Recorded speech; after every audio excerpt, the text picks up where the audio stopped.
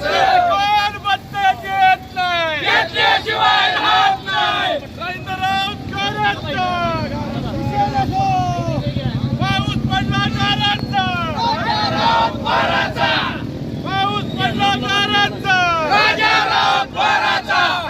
एकच विषय आरक्षण आपल्या हक्काचं, कोण बत्ते देत नाही, घेतल्याशिवाय राहत नाही. एकच मराठा, आरक्षण आपल्या हक्काचं, नाही कुणाच्या बापाचं. आरक्षण आपल्या हक्काचं, नाही कुणाच्या बापाचं.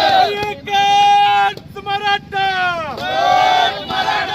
आरक्षण आमच्या हक्काचं, नाही कुणाच्या बापाचं. पाऊस पडला कारंजा, पाऊस पडला कारंजा, पाऊस पडला कारंजा. एकच विषय मराठा आरक्षण, एकच विषय मनोजदादा जरांगे पाटील, तुम आगे बढ़ो, हम तुम्हारे साथ हैं. मनोजदादा जरांगे पाटील, तुम आगे बढ़ो, हम तुम्हारे साथ हैं. संघर्ष होता मनोज जरांगे पाटील, हम तुम्हारे साथ हैं. एक मराठा, एक मराठा, राजाराव कारंजा. पाऊस पडला कारंजा, पाऊस पडला कारंजा. आरक्षण आमच्या हक्काचं, राजारावचं अण्णा शिंदेचं करायचं काय? राजाराव पोपटासारख्या अण्णा शिंदेचं करायचं काय? एकच मिशन, एकच मिशन, एकच मिशन. राजा राऊत बाराचा, राजा राऊत बाराचा.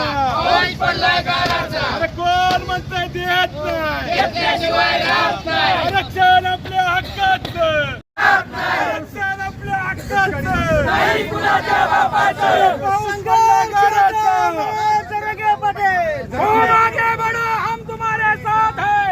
संघर्ष होता मनोज जरांगे पाटील, हम तुम्हारे साथ हैं. आहे आणि या ठिकाणी जाणीवपूर्वक सरकारचे हस्तक राजेंद्र राऊत यांनी मराठा समाजामध्ये फूट पाडण्यासाठी हे आंदोलन उभं केलेलं आहे. राजेंद्र राऊतला आमचा एवढा सवाल आहे, तुम्हाला सरकारी पक्षाचे आमदार तुम्ही आहात या ठिकाणी, सरकार तुमचं आहे, मग तुम्हाला रस्त्यावरच्या आंदोलनाला बसायची काय गरज आहे? विशेष अधिवेशन घ्यायचं असेल, सरकार तुमचा लाड करत असेल, 2-2 हजार 5-5 हजार कोटी निधी तुम्हाला सरकार देत असेल, तर तुम्ही या ठिकाणी देवेंद्र फडणवीस साहेब, एकनाथ शिंदे साहेब यांच्या बंगल्यावरती जावं आणि त्यांना आवाहन करावं की साहेब तुम्ही विशेष अधिवेशन बोलवा. रस्त्यावरती बसून संघर्ष होता मनोज जरांगे पाटील यांच्या आंदोलनामध्ये फूट पाडण्याची काय गरज आहे, हा माझा सवाल त्यांना आहे.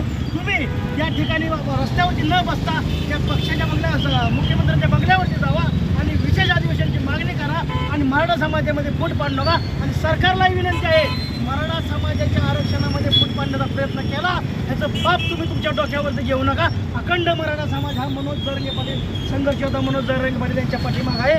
आम्ही फक्त सर्वांना विनंती करतो अखंड मराठा समाजाला की यापुढे कुणीही आंदोलनाला बसले तरी तुम्ही कुणीही कुणावर विश्वास ठेवू नका. फक्त संघर्ष होता मनोज जरांगे पाटील यांच्याबरोबर हे गरजूवंत गरीब मराठीचं आंदोलन राहील.